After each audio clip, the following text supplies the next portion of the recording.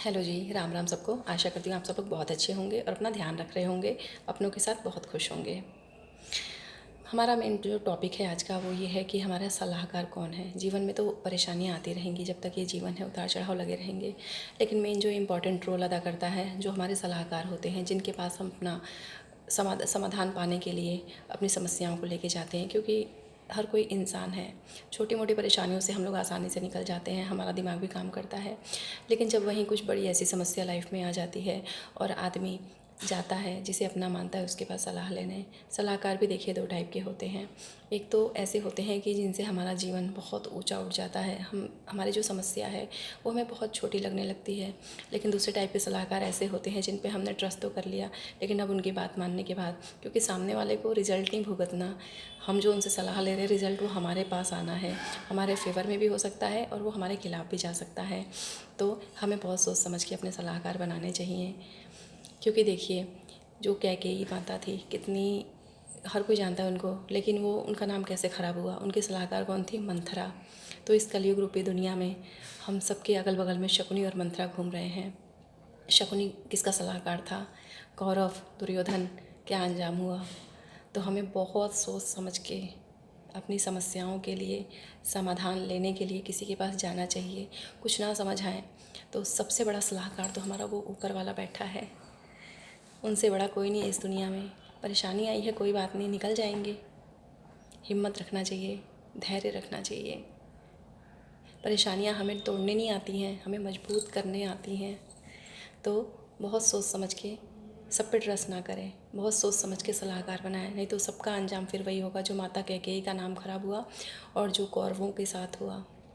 शकुनी और मंथरा का नाम आज इस कलयुग रूपी दुनिया में बहुत फेमस है और हमारे अपने के रूप में। और एक कहते ना कि किस पे प्यारा सा मुखौटा लगा के सब घूम रहे हैं, किसी को नहीं पड़ी है। इसमें जो सीधे शरीफ लोग होते हैं वो इन चालाक लोगों के शिकंजे में आ जाते हैं। तो कुछ ना समझ आए तो शकुनी मंथरा जो ऐसे लोग हैं हमारे समाज में, हमारे घर परिवार में, जिनकी कहानी समझने में हमें काफ़ी टाइम लग जाता है, जब हम लोग बर्बाद हो जाते हैं। तो कुछ ना समझ आए तो अपने प्रभु को अपना सलाहकार बनाएं, उनका ध्यान रखें कि हमारा कोई बैठा है ऊपर जिसने हमें इस धरती पे भेजा है। हमारी अंतर आत्मा, जिसे इंट्यूशन पावर कहते हैं, आप लोग समझ सकते हैं। उसके लिए ज़रूरत है बस अपने मन को शांत करने की। हर समस्या का समाधान मिलेगा। लेकिन कृपया करके आप सबसे मेरा विनम्र निवेदन है कि ऐसे शकुनी और मंथराओं से सलाह ना लें और अपने जीवन को ऊंचा उठाएं। हर परेशानी का समाधान मिलता है। ज़रूरत है तो बस धैर्य रखने की, सहनशील बने रहने की।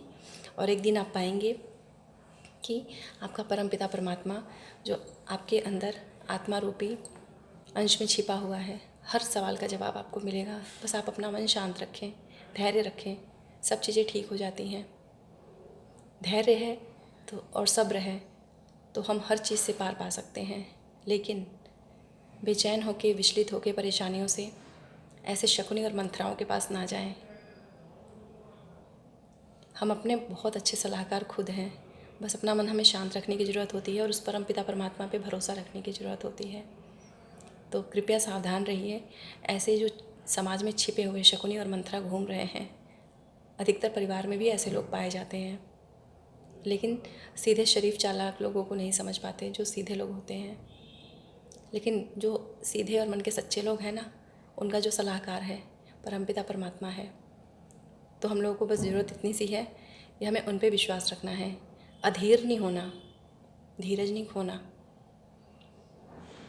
जब तक धरती पे रहेंगे तब तक कुछ ना कुछ सिचुएशन बनी रहेगी, पर अगर हम मन के सच्चे हैं, भगवान पे भरोसा है, हर चीज़ का आंसर है उनके पास।